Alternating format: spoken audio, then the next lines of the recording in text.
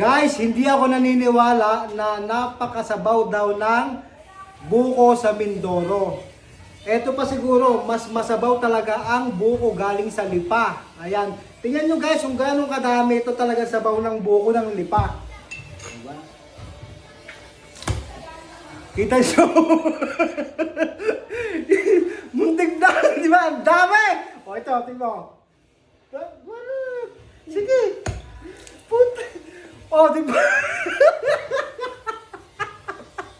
Masabaw talaga! Sige, last na. Bus mo na. Muntik na. Oh! Ah! Naniwala na kayo! Napakasabaw ng buko ng lipa! Kaya naman, hindi ako lugi no ako nagpakawan ng buko sa lipa, guys.